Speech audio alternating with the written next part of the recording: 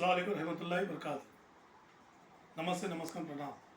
ఇట్లా మీ బాబా నీకు చిన్న విన్నపం చెప్పాలనుకుంటున్నాను. దయచేసి ఈ విన్నపానికి మీరు అందరూ నాకు సహకరిస్తారని నా మనస్ఫూర్తిగా నేను అనుకుంటున్నా. మీరు నాకు సహకరిస్తారని అనుకుంటున్నా. నేను చెప్పేది విషయం ఏంటంటే ఈ కాలంలో చాలామంది బర్త్డేలు చేస్తున్నారు, పుట్టినరోజు చేస్తున్నారు, సంతోషం. కానీ ఒక చిన్న తప్పు చేస్తున్నారు. ఏంటంటే పటాకులు తెచ్చి కాల్చడం.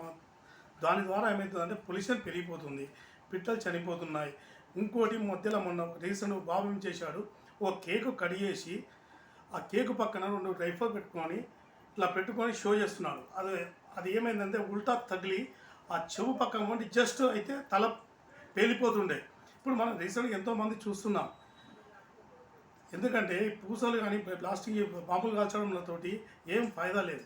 నేను ఆ పైసలు ఖర్చు పెట్టడంతోటి ఏదైనా అన్నదానం కార్యక్రమం పెట్టండి, ఏదన్నా పేదలకైనా డొనేట్ చేయండి, పేదలకైనా డబ్బులు వాళ్ళకి ఏమైనా సహకారం చేయండి. ఇప్పుడు వేలు పెట్టి పటాకులు తెచ్చి కాల్స్తే ఏం వస్తుంది?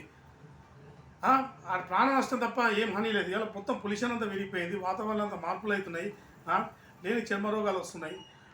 ఎందుకంటే అవే పైసలు పెట్టి గోశాల తీసుకుపోయి ఏమైనా గడ్డి అనేయండి, ఆవులకి ఏమైనా మేత పెట్టండి, లేదంటే పేదలకు ఏమైనా ఆదుకోండి, లేదంటే హాస్పిటల్కి పోయి ఏమైనా బ్లడ్ డొనేట్ చేయండి, లేదంటే ఇంత పండ్లు పలహారాలు ఇంత సమర్పించండి, లేదంటే అన్నదాన కార్యక్రమం పెట్టండి. అది చేయండి. కానీ పటాకులు గిటాలు ఎందుకు ఇవన్నీ? ఇది వద్దు. దయచేసి చెప్తున్నా, నా మనసాక్షి చెప్తున్నా. దీనికి మీరు అందరూ సహకరిస్తారని నేను అనుకుంటున్నా.